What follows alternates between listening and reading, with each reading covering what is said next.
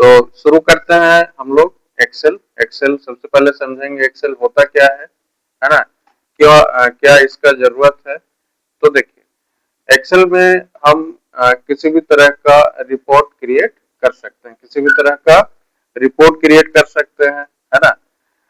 इसके बाद चाहे वो अकाउंटिंग से संबंधित हो, अकाउंटिंग मतलब कि किससे कितना लिया, किसको कितना दिया, है ना, किससे कितना पैसा लिया, या कौन सा आइटम कितना परचेज किया, कितना सेल किया, इस तरह का रिकॉर्ड यदि रखना हो तो हम किसका यूज करेंगे, एक्सेल का यूज करेंगे, क्योंकि डेटा को इसमें मैनेज करना और अरेंज करना काफी आसान होता है। एक काम इसमें ये भी कर सकते हैं, डेटा को एनालाइज कर सकते हैं, एनालिसिस कर सकते हैं। एनालिसिस का मतलब कि मान लिया पहले महीने में कितना आइटम परचेज किया, दूसरे में कितना हमने आइटम सेल किया, है ना। यदि जनवरी महीने में आइटम कम परचेज कर रहे हैं या कम सेल हो रहा है, ठीक है ना, और फरवरी में ज्यादा हो रहा है, मतलब हमारा ग्रोथ हो रहा है, तो पता कैसे चलेगा, एक्सेल के रिपोर्ट से। यानी कि हम इसको जब एनालिसिस करेंगे तो यहाँ से पता चलेगा कि हमारा प्रॉफिट है कि लॉस है। मान लिया वापस मार्च में हमारा सेल डाउन कर गया, तो ये रिपोर्ट कहाँ से पता चलेगा, एक्सेल से पता चलेगा। कोई दिक्कत इसमें नहीं ना। उसी तरह से बहुत तरह का रिपोर्ट, जैसे स्टूडेंट का रिकॉर्ड रखना हो तो एक्सेल का यूज करेंगे, है ना। जैसे मेल मर्ज में भी हम लोगों ने सीखा था, एक्सेल का यूज किया था उसमें भी, है ना। जैसे फैमिली का लिस्ट बनाना हो या गेस्ट का लिस्ट बनाना हो तो किसका यूज करते हैं, एक्सेल का यूज करते हैं, ठीक है।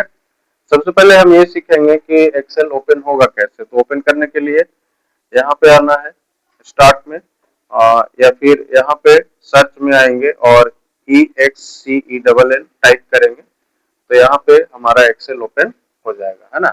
यहाँ पे ब्लैंक वर्कबुक पे क्लिक कर देंगे, ठीक है, ब्लैंक वर्कबुक पे क्लिक कर देंगे तो एक्सेल का ये हमारा वर्कबुक जो है ओपन हो जाएगा, ठीक है। इसमें हम समझेंगे कि वर्कबुक किसको कहते हैं, वर्कबुक होता क्या है। तो एक पूरा ये जो फाइल है इसको हम क्या कहते हैं, वर्कबुक होता है।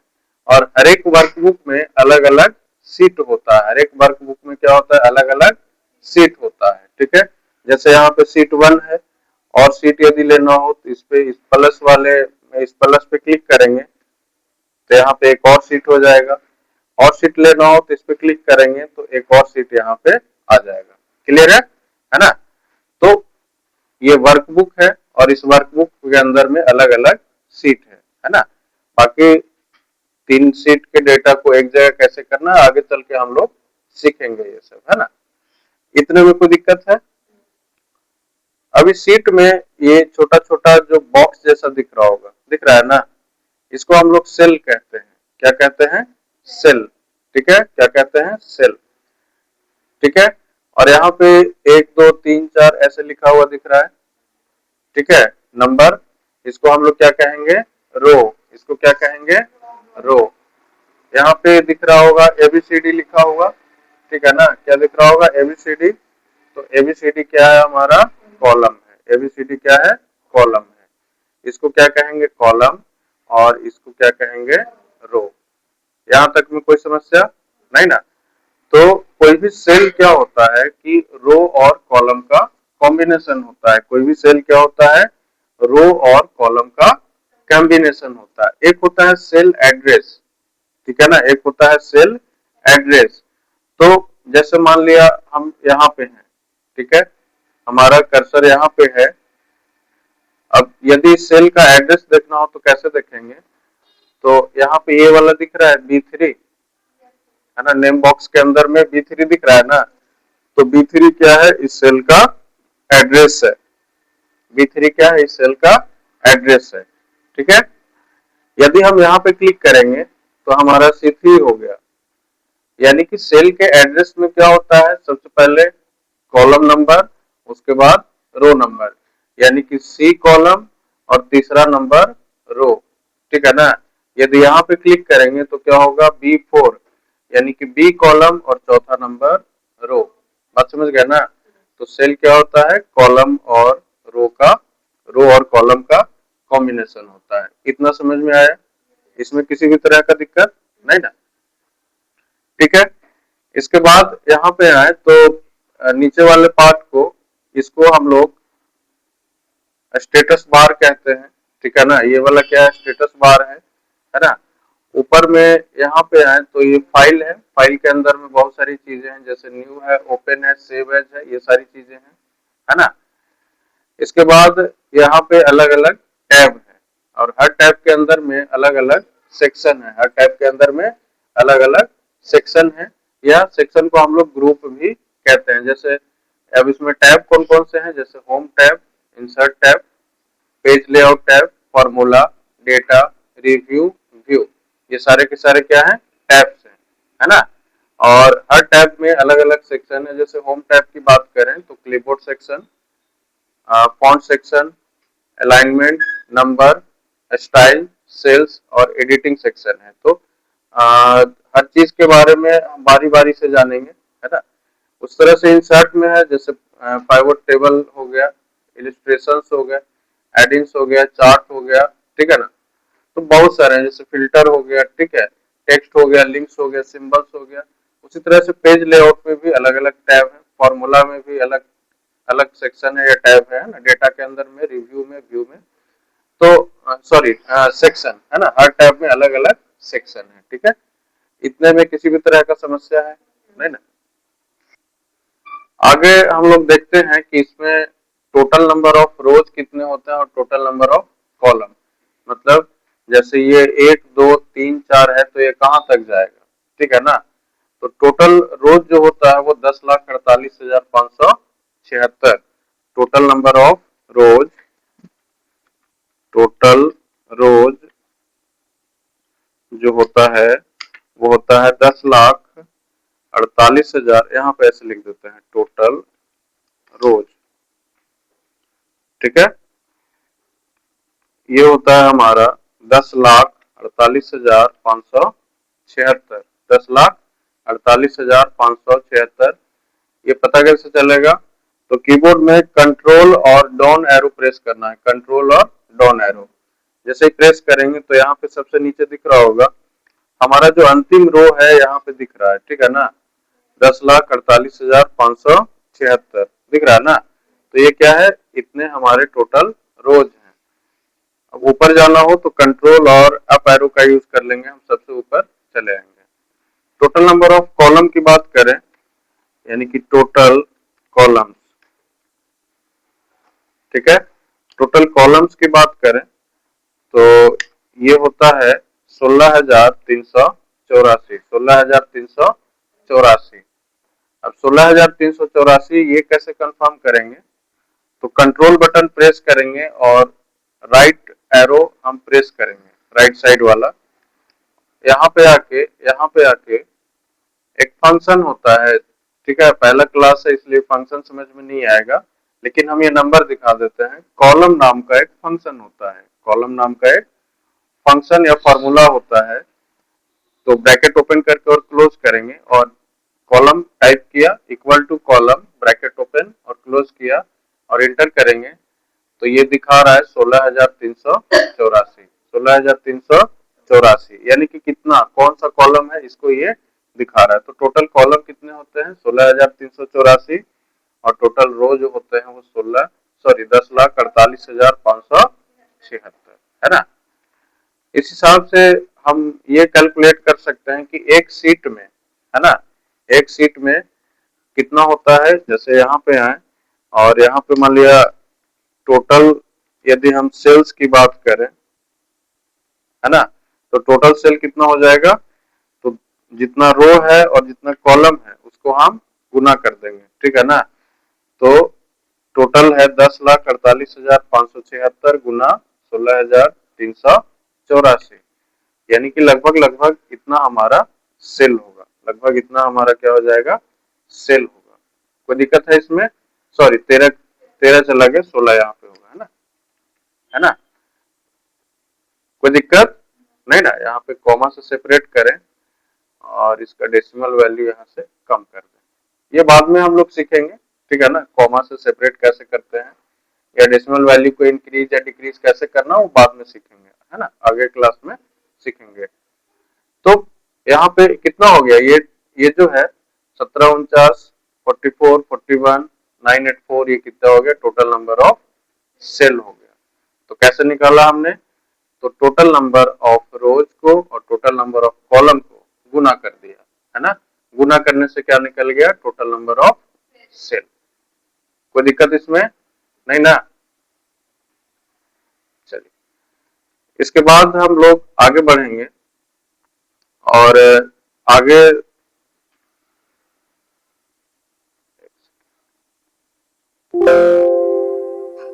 चलिए आगे इसमें हम देखेंगे फाइल के अंदर में जो जो चीजें हैं, ठीक है ना, इसको हम देखते हैं। जैसे न्यू क्या होता है, ओपन क्या होता है, सेव क्या होता है, ठीक है। बाकी प्रिंट के बारे में भी देखेंगे, प्रिंट के बारे में विशेष रूप से आगे के क्लास में देखेंगे, ठीक है ना। यहाँ पे सबसे पहले समझते हैं न्यू क्या होता है, ठीक है। जैसे यहाँ पे हम कोई चीज टाइप किया, मान लिया कि कोई भी चीज, उदाहरण के लिए कुछ कैंडिडेट का नाम या सब्जेक्ट का नाम टाइप किया, मान लिया मैथ, है ना, साइंस, इस तरह से टाइप किया, ठीक है। टाइप करने के बाद यहाँ पे न्यू पे जब क्लिक करेंगे, ठीक है, तो एक नया पेज हम यहाँ पे, यानी कि नया सीट या नया वर्कबुक यहाँ पे हम ले सकते हैं, ठीक है। मान लिया उस वर्कबुक पे हमें काम नहीं करना है ना, इस वर्कबुक पे काम नहीं करना है, तो यहाँ पे हम एक नया वर्कबुक ले सकते हैं, ठीक है। तो न्यू से क्या होगा, एक नया वर्कबुक हमारा आ जाएगा। जरूरी नहीं है कि इसमें टाइप करेंगे तो ही, ऐसे भी करेंगे तो भी वो आ जाएगा, ठीक है। मतलब हम ये समझाना चाह रहे हैं कि इसमें हम अलग रख सकते हैं कंटेंट और सेकंड वाले में अलग रख सकते हैं। कोई दिक्कत है इसमें नहीं ना। फिलहाल हम इसको यहाँ से क्लोज कर देते हैं, ठीक है। उसी तरह से है ओपन। ओपन का क्या काम होता है कि पहले से जो बना हुआ फाइल है उसको हम यहाँ पे ओपन कर सकते हैं, ठीक है। पहले से जो बना हुआ फाइल है उसको हम ओपन कर सकते हैं, ठीक है। अब जैसे मान लिया इसको हम डिलीट कर लें और यहाँ पे ओपन पे क्लिक करें, ओपन पे क्लिक करें, ठीक है। अब यहाँ से जैसे वी लुकअप का एक फाइल है, एक गेस्ट डिटेल है, ठीक है, या इसमें से कोई भी है, मान लिया फिल्टर है या मान लिया ये इनवॉइस है, ठीक है। इस पर क्लिक कर देंगे, सॉरी ये फाइल लगता है डिलीट हो गया है, ठीक है। वी लुकअप वाले डेटा पे क्लिक कर देते हैं तो ये डेटा हमारा यहाँ पे ओपन हो गया ना, ठीक है। इस तरह से ये डेटा यहाँ पे क्या हो गया, ओपन हो गया। कोई दिक्कत इसमें, तो हम ओपन के थ्रू क्या कर सकते हैं, डेटा को ओपन कर सकते हैं, ठीक है। यानी कोई भी फाइल हमारा बना हुआ है तो उसको ओपन कर सकते हैं, ठीक है ना। इसके बाद शॉर्टकट की बात करें तो न्यू का जो शॉर्टकट की होगा कंट्रोल एन होगा, है ना। न्यू का शॉर्टकट की कंट्रोल एन।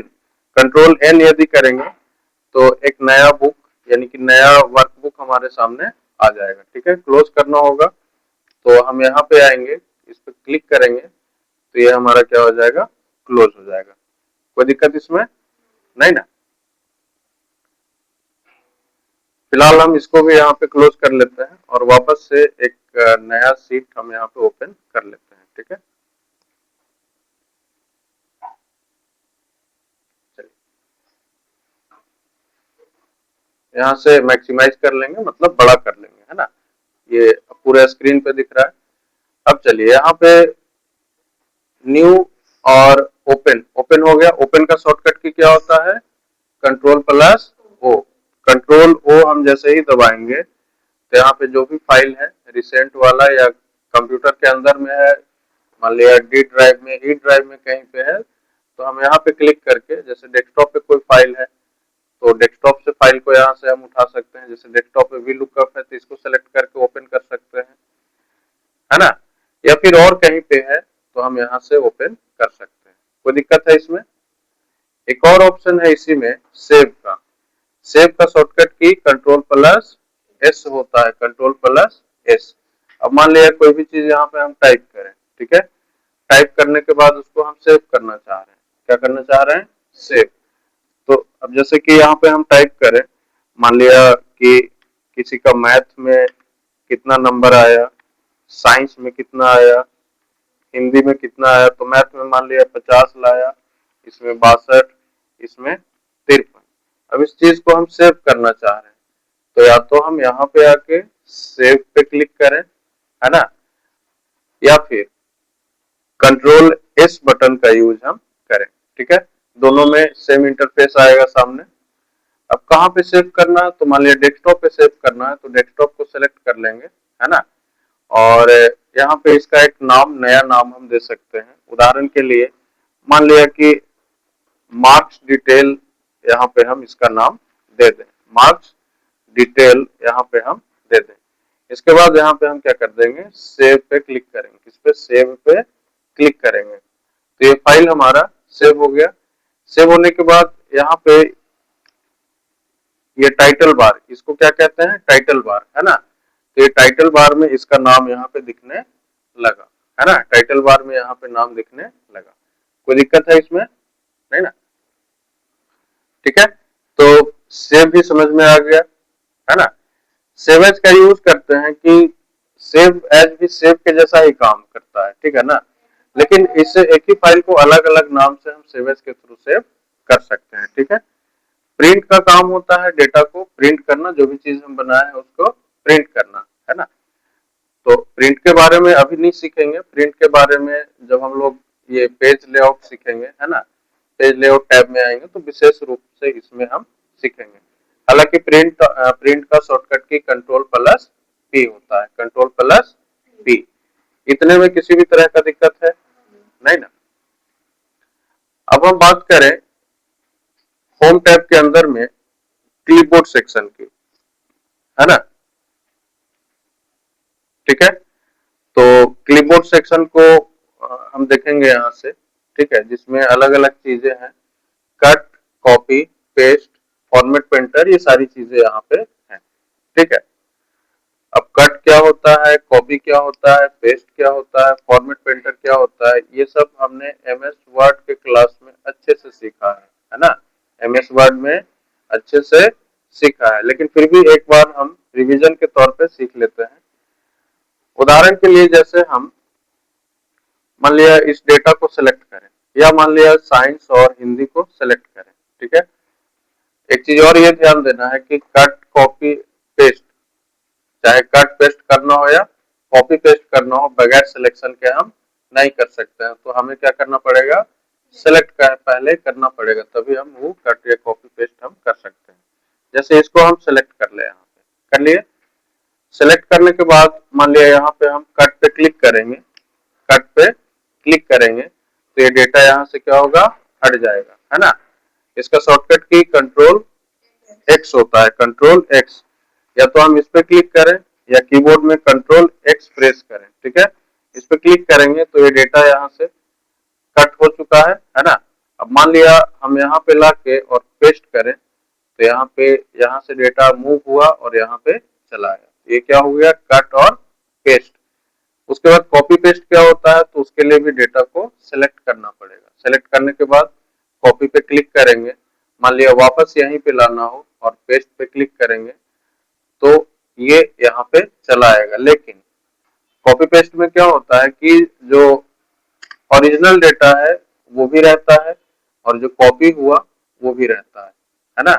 यानी कि कॉपी पेस्ट में डेटा हमारा मूव नहीं होता है, कॉपी पेस्ट में डेटा मूव नहीं होता है, लेकिन कट पेस्ट में डेटा मूव हो जाता है, मतलब एक जगह से दूसरी जगह पे चला जाता है। वापस दिखाते हैं।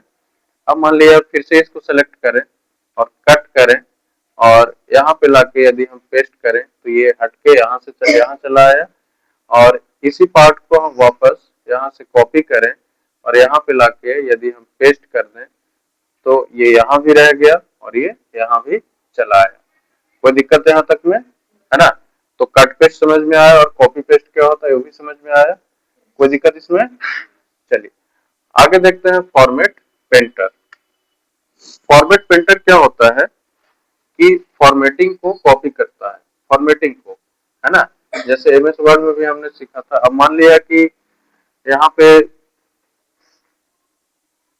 इस पूरे का, ये जो पूरा यहाँ पे 6 सेल है, इसमें कोई हम फॉर्मेटिंग अप्लाई करते हैं।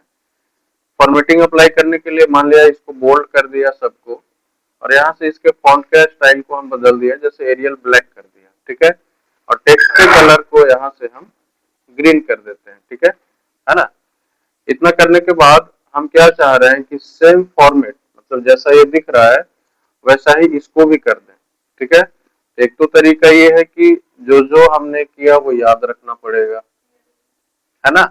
जो जो यहाँ पे जो जो हम परिवर्तन या जो भी चेंजिंग कर रहे हैं वो एक तो तरीका ये है कि याद रखें। दूसरा तरीका क्या है, अब याद रखना तो मुश्किल है नहीं, क्या क्या किया नहीं किया, तो बेहतर क्या है कि किसी इनमें से किसी एक पे क्लिक कर लेंगे और यहाँ फॉर्मेट पेंटर पे हम क्लिक करेंगे। किस पे क्लिक करेंगे, फॉर्मेट पेंटर पे क्लिक करेंगे। क्लिक करने के बाद एक ब्रश जैसा बना है यहाँ पे, है ना। मान लिया इसमें सिर्फ फॉर्मेटिंग डालना है तो इसको ऐसे सेलेक्ट करके और छोड़ देंगे, तो इसके जैसा ये भी हो गया ना, ठीक है। मान लिया इसको भी वैसा ही करना है तो इनमें से किसी एक पे क्लिक कर लेंगे, फॉर्मेट पेंटर पे क्लिक करेंगे और यहाँ से लेके यहाँ तक इसको ड्रैग कर सेलेक्ट करके और फिर छोड़ देंगे, है ना। तो इसमें जो भी फॉर्मेटिंग है वो इसमें क्या हो जाएगा, कॉपी हो जाएगा। यहाँ तक में कोई दिक्कत, तो ये क्या हो गया हमारा फॉर्मेट पेंटर, ये क्या हो गया फॉर्मेट पेंटर, है ना। तो इस तरह से क्लिपबोर्ड सेक्शन हमारा खत्म हो गया, है ना। आगे हम बात करें फॉन्ट सेक्शन की, जो कि होम टैब के अंदर में ही है ना। फॉन्ट सेक्शन की बात करें तो फॉन्ट सेक्शन में बहुत सारी चीजें हैं, जैसे हम यहाँ से फॉन्ट के स्टाइल को बदल सकते हैं, ठीक है ना। उदाहरण के लिए मान लिया इसको हम सेलेक्ट कर लें और यहाँ से इसको अल्जेरियन कर दें, है ना। तो ये हम अल्जेरियन यहाँ पे कर दिया। और कोई फॉन्ट चेंज करना है, पहले इसका कलर थोड़ा चेंज कर ले, इसको हम मान लिया यहाँ से ब्लैक कर लेते हैं, ठीक है ना। दिख रहा है, इसको थोड़ा और बड़ा कर देते हैं, अभी क्लियर है। अब मान लिया यहाँ से हम ये वाला यूज कर लें, एरियल राउंडेड एम्प्टी बोल्ड, ये वाला। तो जैसा फॉन्ट यहाँ से चाहिए, मान लिया ये वाला चाहिए, ये वाला जैसा फॉन्ट चाहिए वो हम यहाँ से चेंज कर सकते हैं, कोई दिक्कत है इसमें, है ना। फिलहाल हम कैलिबरी ये वाला यूज करते हैं। इसके बाद यहाँ से हम इसके साइज को, फॉन्ट के साइज को इंक्रीज या डिक्रीज कर सकते हैं, मतलब घटा या बढ़ा सकते हैं। तो यहाँ पे क्लिक करेंगे और यहाँ पे यदि इस पे आएंगे तो बढ़ेगा फॉन्ट का साइज, ऊपर जाएंगे तो घटेगा, है ना। मान लिया 20 रखना हो तो 20 पे रख के हम क्लिक कर देंगे। फॉन्ट का साइज तभी इंक्रीज होगा जब जो सिलेक्टेड होगा, यानी कि किसी भी पार्ट को यदि किसी भी फॉन्ट के साइज को इंक्रीज करना हो या किसी भी टेक्स्ट के साइज फॉन्ट के साइज को इंक्रीज करना हो तो वो सिलेक्शन में रहेगा तभी होगा, अदरवाइज नहीं होगा, है ना। अब जैसे मान लिया कि हम इसको सेलेक्ट कर लें, ठीक है। सेलेक्ट करने के बाद मान लिया ये वाला पार्ट सिर्फ सेलेक्ट करें और यहाँ से हम कम करें तो सिर्फ ऊपर वाला कम हो रहा है, नीचे वाला कम या ज्यादा नहीं हो रहा है ना।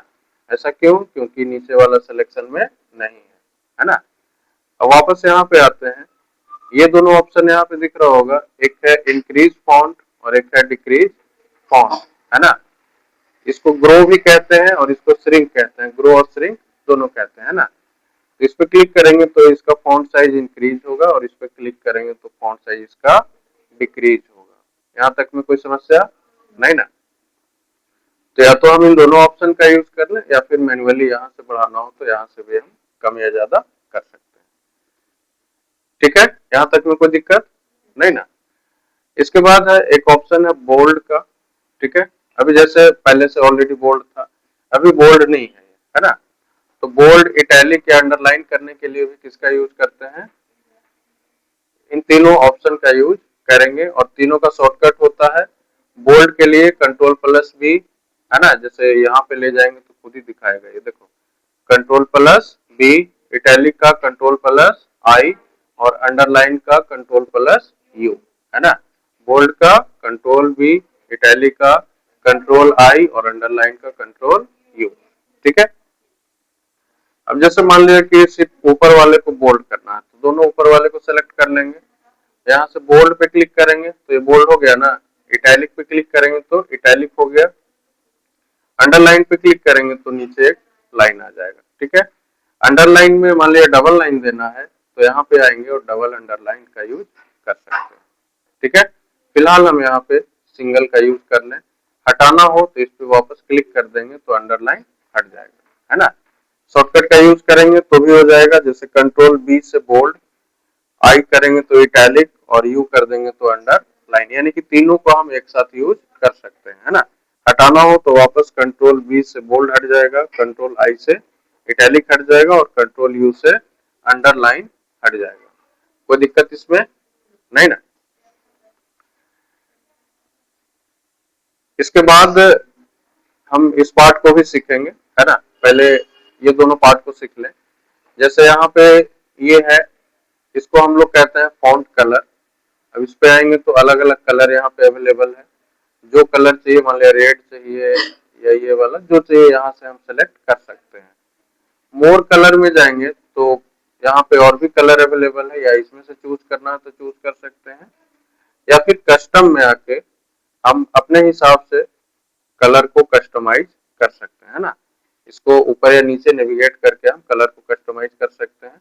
मान लिया ये वाला कलर चाहिए डार्क में, तो थोड़ा नीचे आएंगे और ओके कर देंगे तो यहाँ पे ये चेंज हो गया ना, ठीक है।